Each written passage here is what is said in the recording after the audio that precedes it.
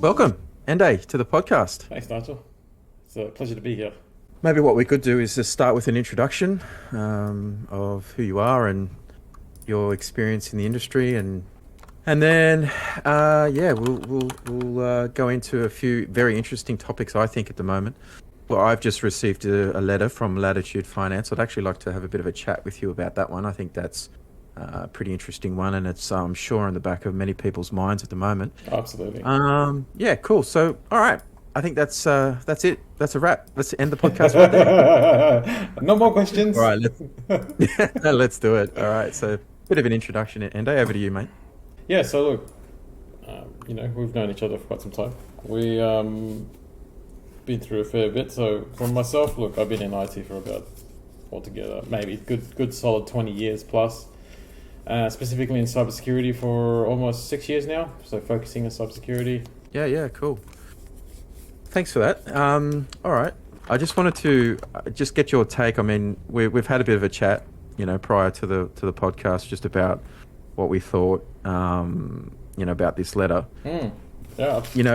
But obviously it started with an exploit or a hack or something of that nature. I'm going to hit this at a very basic level from a customer point of view.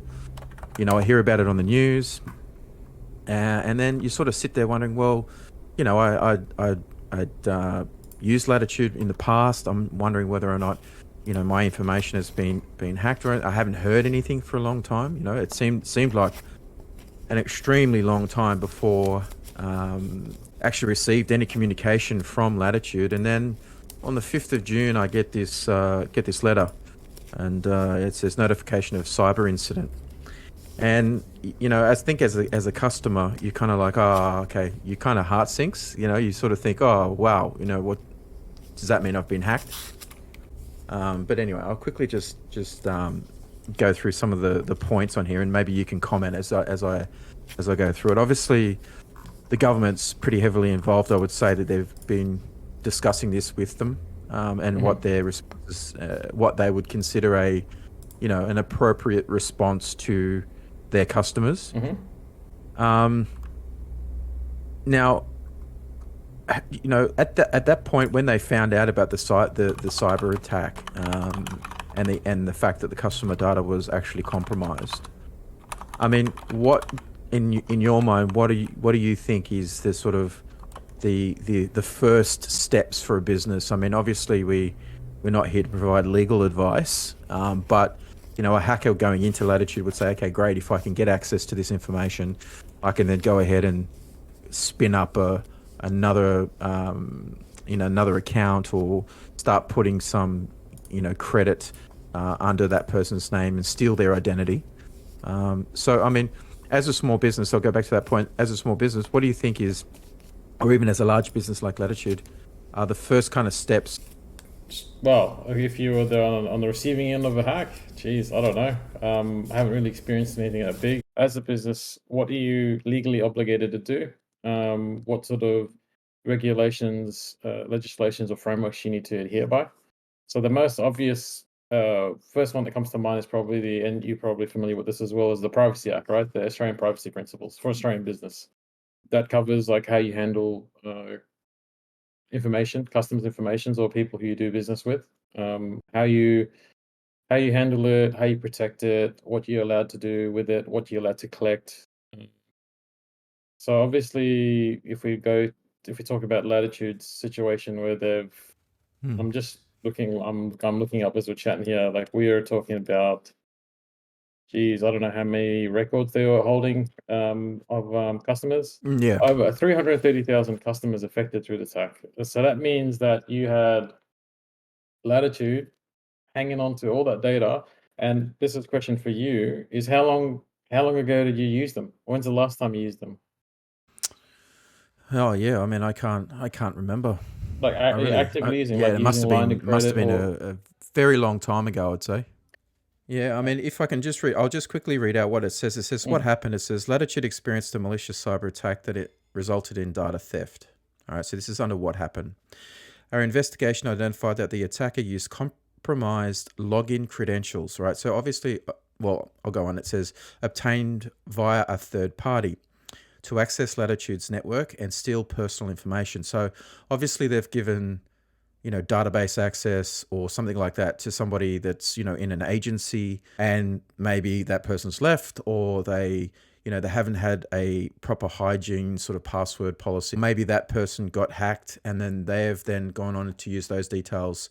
They've not reported the hack or they've not known about it. And then they've gone in and, I mean, we're speaking hypotheticals, but I mean, what they've obviously confirmed is that regardless of the information that was taken, the way that they got in is very similar to other instances where data has been used. For example, with Facebook, there was a third party just a few years ago, Yeah. actually. Look, I mean, we talk You about the know, last noticeable breaches in the last couple of decades. So Equifax in 2017, right? mm, Uh, the, one of the largest credit reporting agencies. They had a yep, massive breach, right? And I think that was, again, I'm quoting my data here, the 147 million people affected by the breach. That's a lot of data. mm, Um, Things were like addresses, birth dates, social security numbers, driver's license numbers also were in that. That was huge. That was in 2017. I'm going through chronological order here. So this is one I've read about as well. Marriott, yep. the hotel chain, they had a compromise. About 500 million customers' data was breached as well, Yeah, unauthorized that was access. into, I think, April 2021 or something, wasn't it, roughly? Uh, Or was yeah, that when that yeah. was Oh, reported? But yeah, well, that could be the different one. This was the one I'm reading here is from 2018. yeah, Uh, yeah.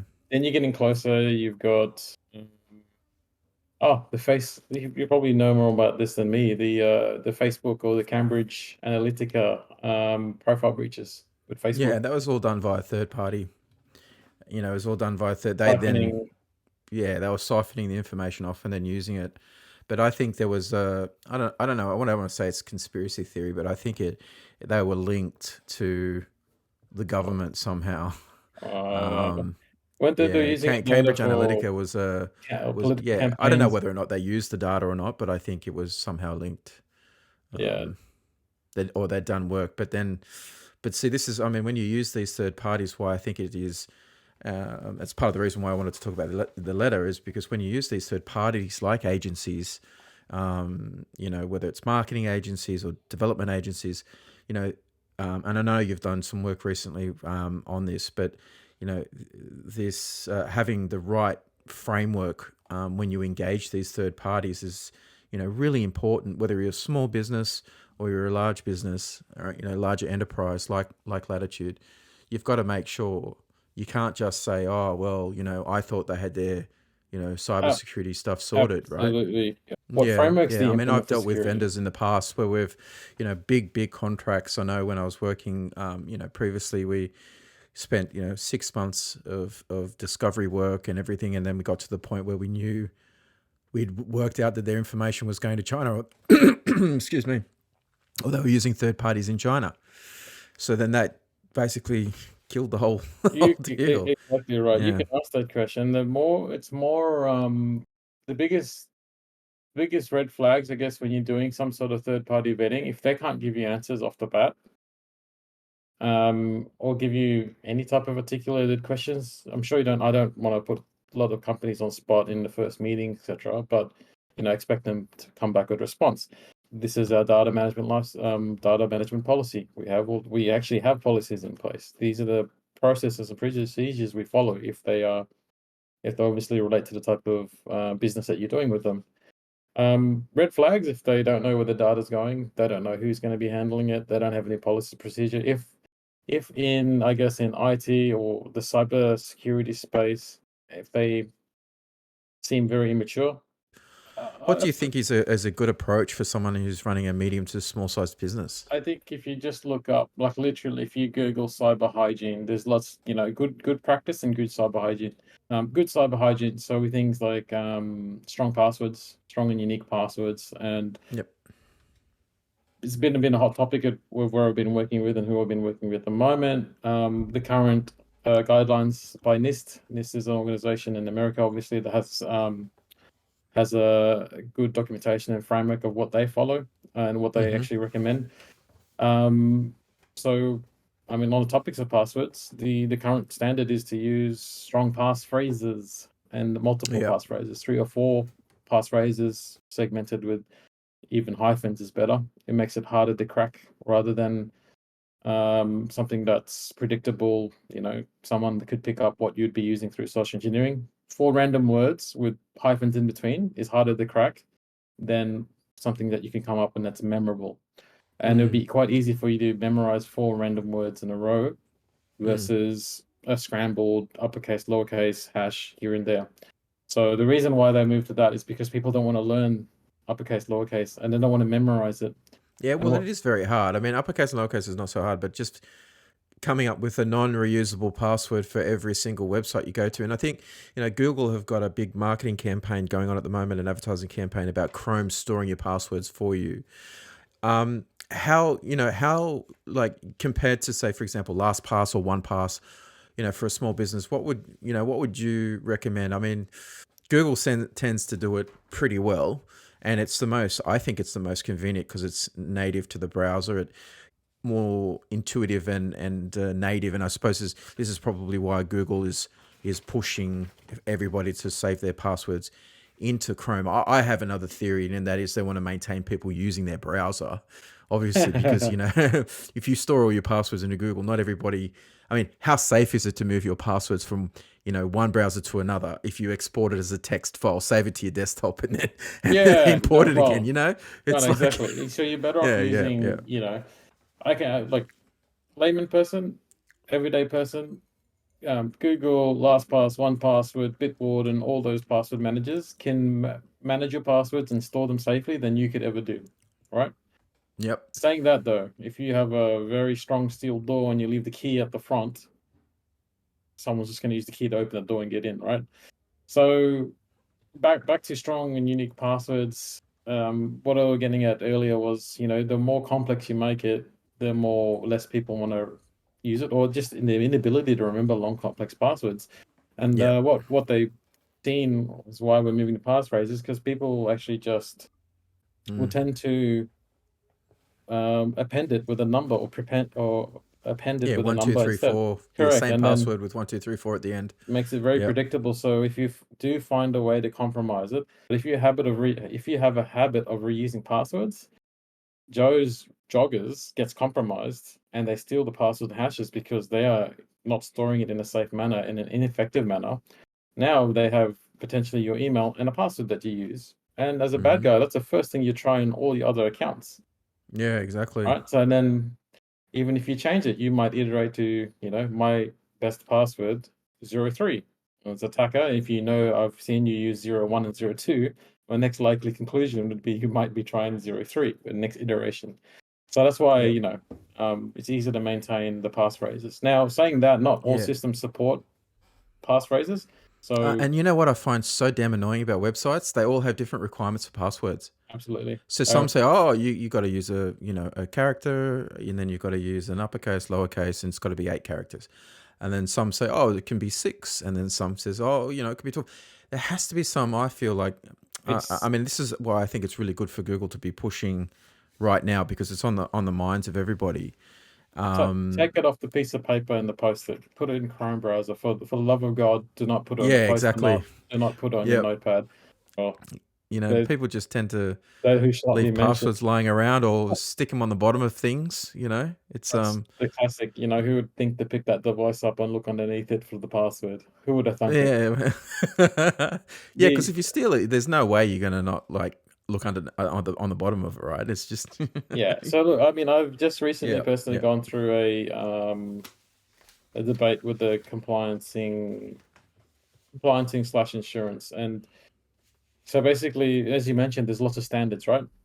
So Yep. we've moved to a particular standard. We moved towards NIST. They recommend longer password change periods, Hmm. and they've also recommended passphrases, so strong, long Yep, passphrases, yep, right? yep. Totally against whatever their standard they use. They're looking for more complex, multiple changes, and so there's obviously a gap in their analysis versus what we're doing versus what they need for their compliance to give us insurance. Hmm. So we had to go in and actually, no, it wasn't a debate or a fight. It was more like, why am I like, they're not evolving with everybody else, and that, like you said, there's lots of different standards. So you hit one site, they'll ask for 6 characters. Hit another site, can't take more than 6, even though you have 10, for example. So it's always going to be like that for a while until there's a unified standard. But saying that, if the company or the website or the service you're using has a bad data protection or bad cyber habits, they get hacked. Their password's going to go out anyway. Yeah, that's So right. yeah, look, strong passwords. You don't have to rotate if they're strong. You don't have to rotate them as often, and you probably don't need to. Sorry, you should not use the same password over and over again across your different platforms. It's just a given. Mm, So I mean, like go through like there's lots of things you could do. Next thing would be multi-factor authentication, right? So yeah, even with yeah, Chrome, if you had MFA, sure they get yeah. username password, they still need to get that other factor authentication. And Yeah, well, I think that this is one of the reasons why we're pushing for multi-factor authentication. The whole point of that is you don't have to build it as a company. You can just rely on Google's authentication. It's got two-factor built in, or with an SMS or an app or whatever. And I think the app is more secure. I think you were saying in the past, but it allows you, and then you don't have to worry about passwords because you've only got one to remember. That's the one to your Gmail account and your Google account in workspaces, and you're done. You can just you can sign into as many. So I tend to only shop at sites that offer that social login now, because I just couldn't be bothered having to worry about where that password will end up, stored in that browser somewhere along the line against my Google account. If I lose access to it or something happens, I get, somehow, some way they find a way into that account. I'm stuffed anyway, because they're going to take my account. I can't log into it. They'll change the password. yeah, So yep. you may as well. I find it's the path of least resistance. And I think for me, it was funny. I went a while ago. I went to it was a hacking convention that was on in Sydney, and one of the commentators there, or the guest speakers, I should say, was he mentioned that hackers are like water. They just tend to find the path of least resistance no matter what you do. So, like, you get LastPass, they hack your LastPass, or you put two-factor on SMS and they'll find a way to report your phone, or it's just about making it harder and harder for them to try, but they end up finding a way. I mean, It's it's, if they really wanted to. I mean, look, they got into bloody Jeff Bezos's phone, right? They uploaded the was it well, Mossad? Was it, or no? It was the Saudis or something, right? They got into his phone. They found a way. They knew there was an exploit in the wild. Is there anything else in this letter? I mean, the only thing that before we move on, maybe I just wanted to say that the information, they do list the information that was taken or was compromised, mm, the steps they are taking, and the steps that I should take as a customer of my identification being stolen.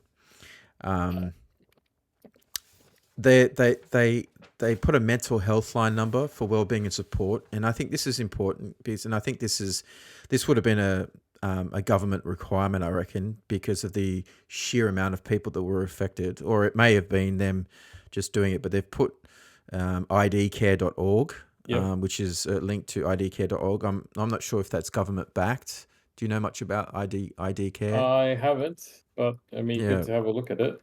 yeah, it'd be worth having a look. And then there's like a 1-800 number there. I mean, it's funny because it's highlighted in bold. It's sort of like, yeah, don't. The website's the first port, but then you won't want to ring this 1-800 number because it's probably more secure. And then there's a Definitely. referral code that they give you, and I think they must bill Latitude for the time that they spend on the call. Well, And then there's a privacy complaints section that you can go to at the OAIC, yep. which Information Commissioner. Yeah, so yeah, and there's steps you can take to protect yourself. Now, what they're basically recommending, and you and I have both worked with Vita, and you worked previously at, I think, Baycorp, right? I mean, we know what Yeah, these Veda, things. Equifax, And Critical. yeah, so you got to, yeah, exactly. So they're saying to basically put a credit stop on your account, and Yeah, nothing will well, automatically go yep. through. Yeah, so There's a few services you can do that will alert you if anybody's trying to take out a loan in your name. I'd say it'd probably be worth it, and I think that's part of what they're providing. I don't Yeah. know. So I would take them up and offer, create an account, monitor your credit report. Um, yeah, it's just messy. Look, most of the times you can resolve it, but like I mentioned last time, I had a colleague Mm. who went through it, tried to get his house loan. Turns out somebody took a Telstra account in his name and then never paid it off, and that basically bailed him up for a month or two to get his house. So I mean, Yeah. like, Right. yeah, if you're trying to land a property and that comes up in the middle of your loan, it's kind of a pain. Even if you don't get the service, you didn't get it through the Latitude Act, $80 Mm. for a peace of mind, $80 a year, whatever it is. Yep. One thing I might point out is you can get your credit report for free once a year for free. So you Yep. just got to write in, follow the forms. They'll provide you your credit report for free, I think once a Mm-hmm. year or twice a year, whatever it is. Worthwhile to do is we'll have a look at your rating and see if there's anything on there that shouldn't be. That's how you Mm-hmm. get to pick it up. Better pick it up now than when you're actually trying to When do it's too something late. financial. Yeah. Mm. Yeah. Yeah. We Yeah. Well, I mean, we haven't actually done anything yet, and this is, I think, a lot of people that just, they tend to go, oh, that's yeah, okay, it looks all too hard. I'm not going to really worry. I'll worry if something happens, and then by that point, it's too late. So that was the 5th of June. Look, it's over a month later. Well, over a month later. I think that's why Um, websites like IDK exist to help you guide through what you need to do, and they'll actually answer questions for you. So it's probably worthwhile to mm, visit. Um, are you talking about what they do with the data? I think most of the common thing is obviously identity theft, backing up those loans, which is what we're just talking about. mm, Um, and obviously they're going to probably commit financial fraud, just trying to get money for themselves. yeah. The other thing that you don't think about, you may not think about, and this is actually coming back to that Facebook. I don't know if you saw my Facebook post. So basically, phishing and social engineering. Because now they have your data, they can impersonate you a Mm-hmm. lot better. So amongst the circle of your friends, colleagues, or any of your contacts, they might be able to, gain their trust more because they're pretending to be you. So that's Mm-hmm. another thing they could use for social engineering. Mm-hmm. Now, talking about the Facebook one, I've had three different people on my Facebook network, close friends of mine, just came up and said, "Hey, I've experienced where somebody's cloned my Facebook account and is trying to connect to my friends." Now, Mm, how that plays out or what they're going to actually end goal is, I'm not yeah. sure because Mm, you need to know a little bit more detail on the path they're going to take. But obviously, they're trying to social engineer. They're trying to get that other friend to connect again. And yeah. most times I see it's very small things like, oh, I need some money. I need like 2 grand. I'm in trouble Can you or send it something to like me? that. Yeah. Yeah. Yeah. Yeah. Yeah. Once you accept that friend request from that cloned account, you kind of have that inbuilt trust because you think it's them. Yeah. Depending on your relationship, you might go, yeah, no worries, I'll flick you the money or things like that. And that's the Mm. quickest way to make a buck. No, no, that's a good point. Do you think is it defined as hacking? Yeah, absolutely. Social Yeah. engineering. Yeah. Yeah. We go Like back as to in like if somebody clones my Facebook account, your Facebook account, whatever, that considered a hack or is it an attempted hack? Because they what's the really haven't stolen definition? anything, right? At that point, they've really just taken what's publicly available and repurposed it to, obviously, for malicious intent. But until a crime is actually committed, is that again? I Yeah, suppose it's against in terms Facebook's of usage policy anyway, right? it, So it, it definitely yeah, but contravenes it's the not a usage policy. crime per se. It's not a punishable crime. Is it illegal though? I don't know. I mean, I'm not a lawyer, so maybe we should ask ChatGPT. Straight up. Um, It's better than half look, the lawyers I know, that's for sure. if I met Mm, you on the street and said my name was Jim Bob, I'm lying to you, obviously. mm. Um, haven't really done anything except lied about my identity. You know, not really legal, right? But Yeah, mate, it's impersonating somebody for sure. I suppose, yeah, you're right. I mean, it's a bit like giving the police false information or giving someone else's identity. well, Yeah, I actually, mean, you give police false info. That's actually a crime. yeah, yeah. That's what I'm saying. It's like you're providing, you're misleading somebody to a point where you're going to commit the crime. So it's You're sort you're you're of setting yeah, up a story. You're setting up a story yeah, in a yeah, backdrop. yeah. That's what's part of social engineering. I have a really funny. Um, I don't know. You probably see it connect to you. So part of the exercise we do is obviously some of the social engineering. I get really, depending on what I'm trying to do, what I'm trying to achieve. Sometimes I'll just use thrower names like let me in is a name I use on LinkedIn a lot to connect to people to get information from them. Yeah. Um, it's very obvious it's not a real name, but a lot of people still accept that link. Yeah, it's strange, isn't it? Blindly just click. Oh, someone wants to connect. Oh. Phishing, social engineering, we're talking about account takeovers as well. They can Yeah. go to your services and try and take control of it, your utilities, etc. Ransomware, extortion. So ransom, not ransomware. Ransom or extort you for something because they have more Yep. information on you. Yep. Also, it helps them with spearfishing or phishing in general because now you have information. Now we've come across where the CEO, right, that was targeted. Yeah. Yeah, Yeah. because big target, Yeah. and they knew a little bit of Pretty much information that every organization that I've been to, it's happened. yeah, so They they ask for gift cards or vouchers, or they absolutely. ask for non-traceable, forms of, money, So basically. so I've seen this in some cyber professionals and a lot of IT professionals as well. They don't see the significance of a spear Spear phishing or a phishing. whaling Yeah. attempt because Yeah. for me that sets off alarm bells because people have done some research. They've done some recon Yeah. on us. Someone's actively sat there behind the keyboard and went, right, I'm going to Correct. target this business, target That's that person, that's not normal spam. that CEO. Yeah. Correct. Yeah. They know Yeah. names and sometimes they even know the business processes. So Mm. it's not, everything's on fire, everyone's on DEFCON 1 because of it, but you need to be very aware that someone's starting to look closely at your business or has had the time to sit Mm. down and do some recon. So, Yeah. Yeah. Well, I mean, you hear horror stories of a simple email back with a different BSB number, an oh yeah, account number, with a it's different happened. sounding trading name or something like that, and then I've, it gets I've, deposited into there. Then they withdraw the money out, and then they close the account down. The thieves have gone, and then you never see them again. And, $100,000 has gone down it the happened to a friend toilet, of mine. So basically. basically, they're putting a house deposit on. They sent it to the real estate agent. The email chain from the real estate agent was fine. It wasn't a different email or different. It was from them. So the real estate agent was compromised.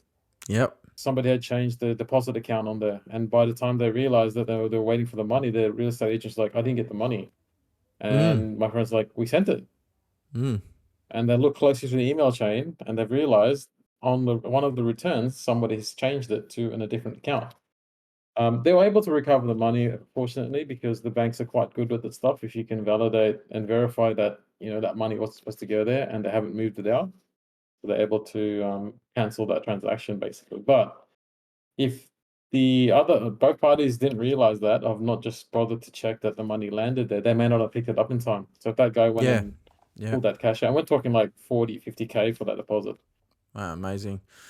It's so lucky that they picked up on it, isn't it? I mean, you hear it. I'm sure it's still happening today. I mean, the sheer dollar value you hear about that, everyday Aussies and businesses get done with these types of crime every year are pretty astonishing. It's you don't have to sort of put your imaginary hat on to realize the impact to the everyday lives of the mums and dads working from businesses from home, or it's pretty low Was it? act.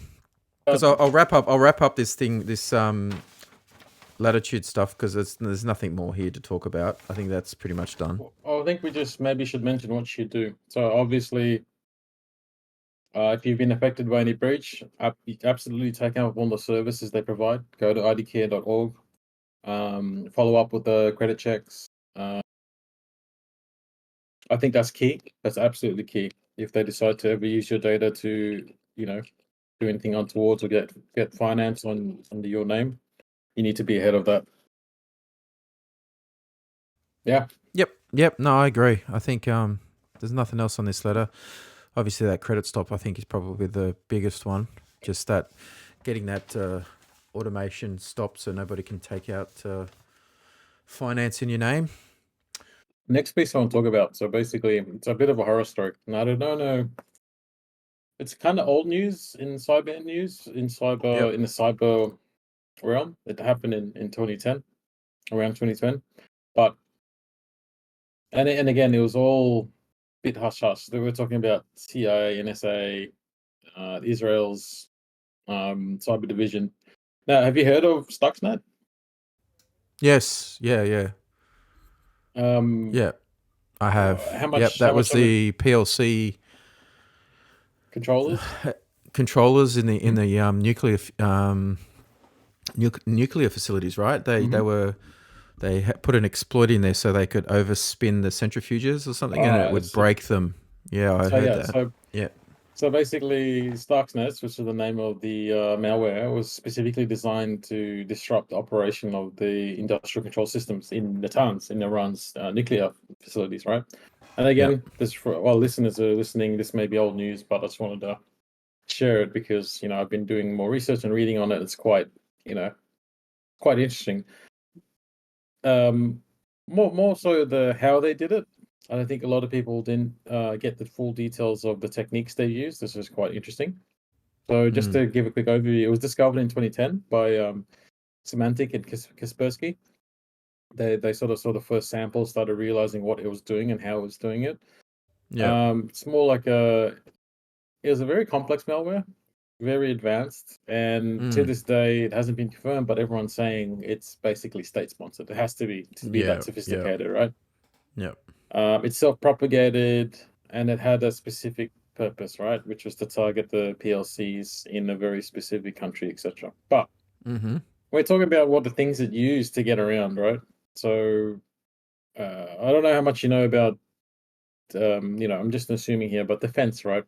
We're talking about exploits, exploits that are known, and versus zero-day exploits, right? So exploits that Yep, are usually patched very quickly by vendors. So long as you do your updates on your phones, your laptops, your PCs, that yep, particular method to get past something or or break a particular system is usually patched.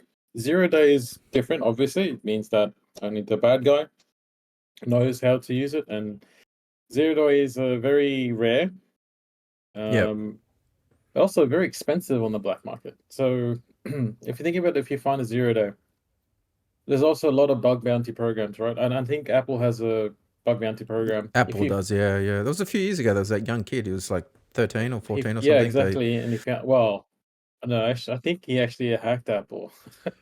did he? Yeah, yeah. I And was, yeah, then kind they of instead partially they reading the ended story. up Yeah. hiring, I believe.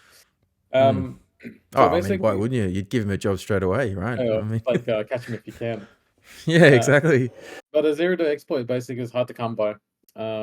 If you're a white hat, you're one of the good guys, you find the exploit, you probably and it's a bug bounty program. You're gonna cash in. You're gonna contact the vendor, say, "Hey, I found a way to do something." And I think Apple pays up to $1 million for a zero-touch network-based exploit if you can get through. Mm. Something like that.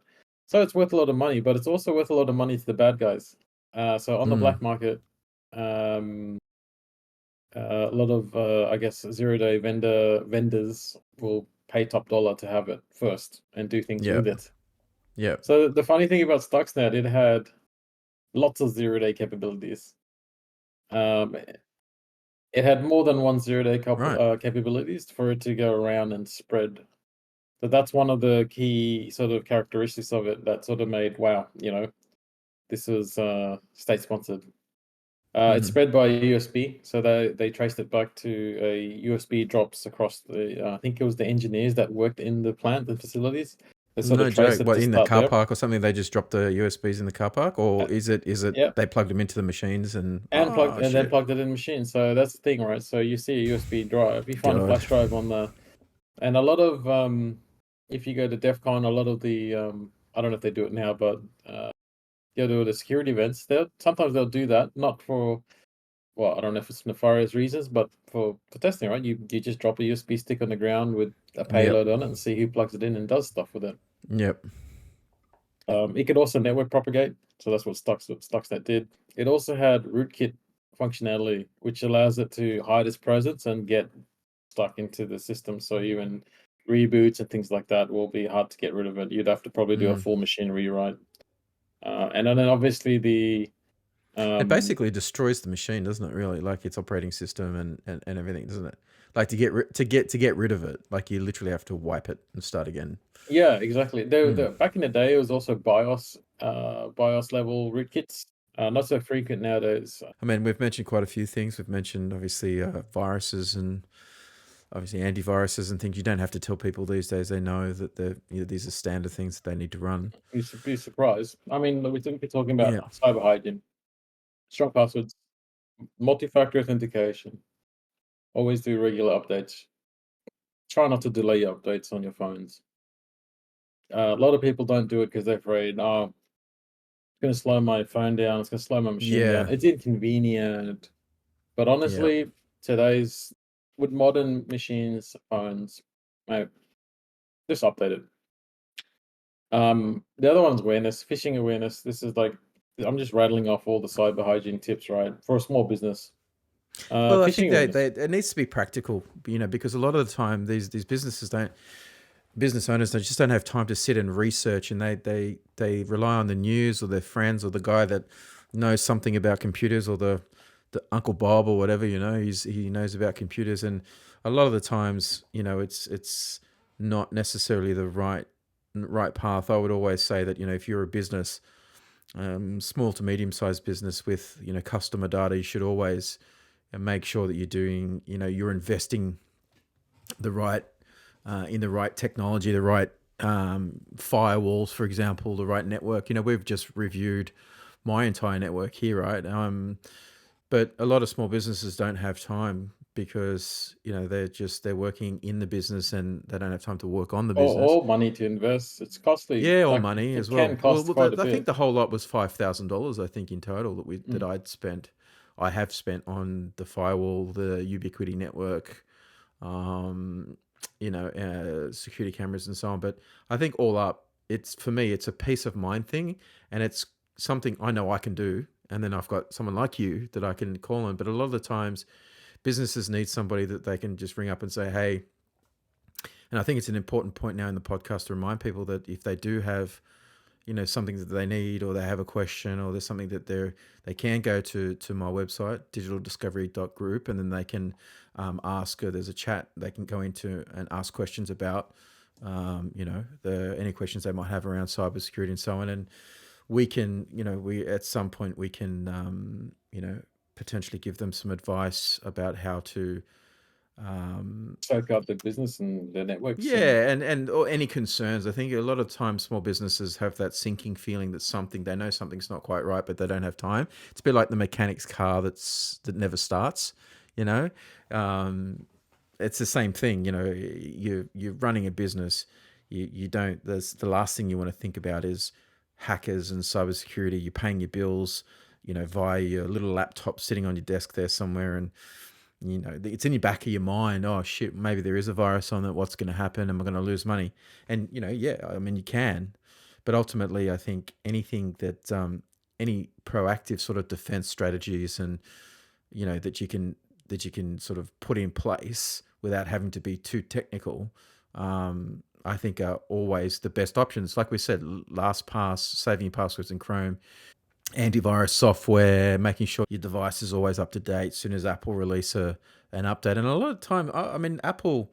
I don't know what your comment is on this one, but I noticed that Apple, since I've had my 14, actually since I had the 13 and I moved to the 14, so the last few versions of iOS, there've been a lot more updates, and I think one of the last updates they did was like a hot fix. One of the first times they've done it, yeah, and they did yeah. brick a few phones. I heard.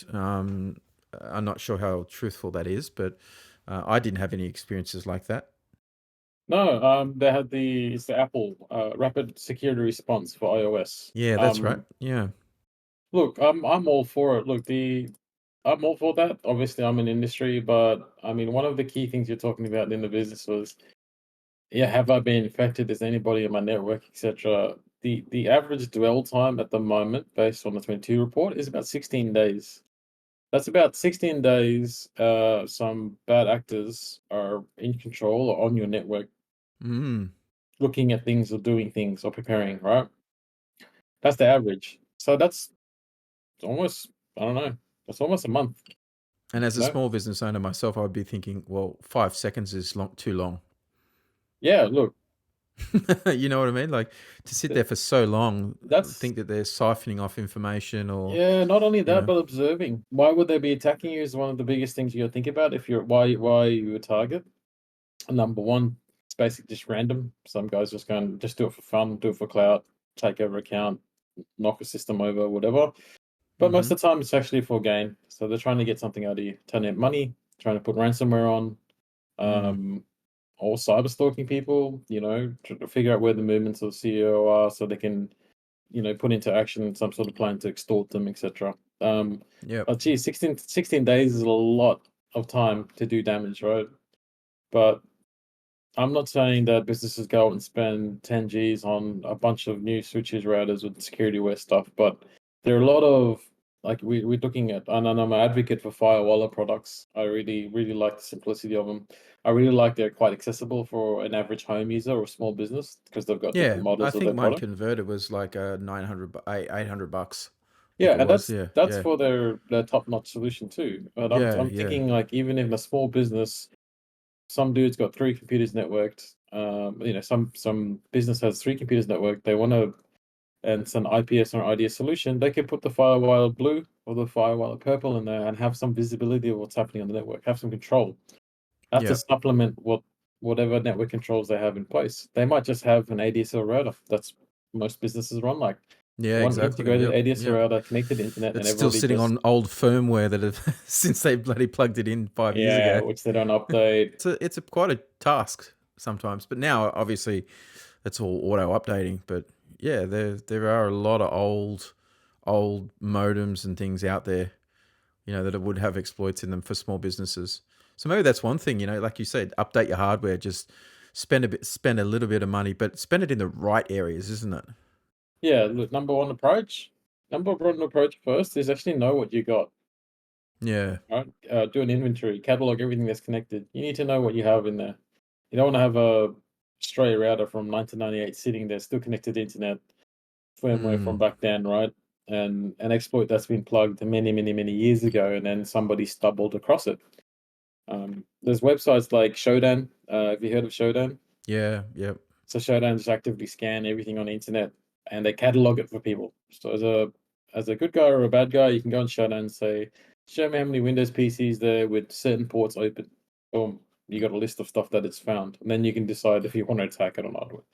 I'm not advocating attacking because that's illegal. You shouldn't, you should not try and breach anybody's network without permission, unless you're a pen tester, etc. Obviously, but that's how easy it is. Like, if you had something out there on the network connected, you don't update, mate, it's a target. It's an easy target. As you mentioned earlier in the podcast, you said Mm. path of least resistance.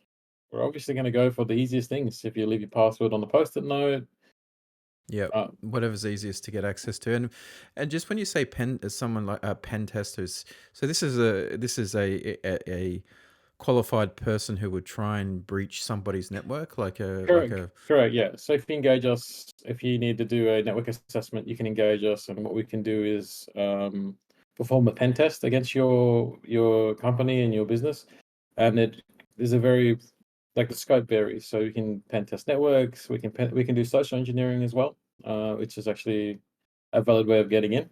Um, but it varies depending on business and how much they want to invest on it. But you know, we can also do just basic maturity assessments. The most common thing now is assessments against the Australian Cybersecurity Centre's Essential 8. A lot of businesses are moving to that model because it gives you the Essential 8 gives you the bare minimums, to get a good foundation security. And I think a lot of businesses are striving to meet. And Essential 8 isn't very basic. It's actually can be quite comprehensive depending on how mature your business is in that cybersecurity space. But yeah, we can also help with that. Yeah, I mean the government resources now for cybersecurity and I think are pretty good now. I mean, I remember once upon a time there was nothing. I think you'd have to stand in line at Service New South Wales and ask someone.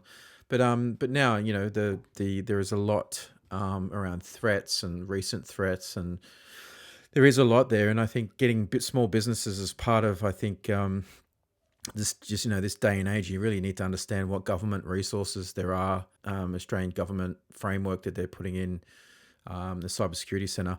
I think I think there's no excuses now for saying, "Oh well, I don't know about that sort of stuff." I think you've got to take interest, I think, in protecting what is essentially yours as your business, and hackers will try and, as you said, take whatever they can, the easiest way they can. And if you've got something old sitting on your network, or you've got an unpatched machine, or some rogue in a store has put in, the store manager wants to put free Wi-Fi in at their store, and they've got a open access point connected to your Ethernet, like, and you don't have the ability to detect it. It's funny, we've seen things like that before, but it's the path of least resistance to get in and try and do what they can. So yeah, that's super interesting. And I think we could probably wrap it up there. I think I mean, I think we've covered most of the topics for the podcast today. I think as a bit of a recap, we could, we've looked at, the intricacies, I think, of, the cyber world and cyber threats. As you said, you spoke about Stuxnet in the past, and how you could have just that pimply faced 15-year-old kid that wants to, just take some Bitcoin off a business and do what they, spend some money, buy a Lamborghini or something. Yeah, no, absolutely. Sitting in the Ukraine somewhere. It used to be from the Ukraine, but they've all, in Russia, but they've kind of all, the brain drain there is kind of, they've moved on, haven't they? They're kind of busy right now. Yeah.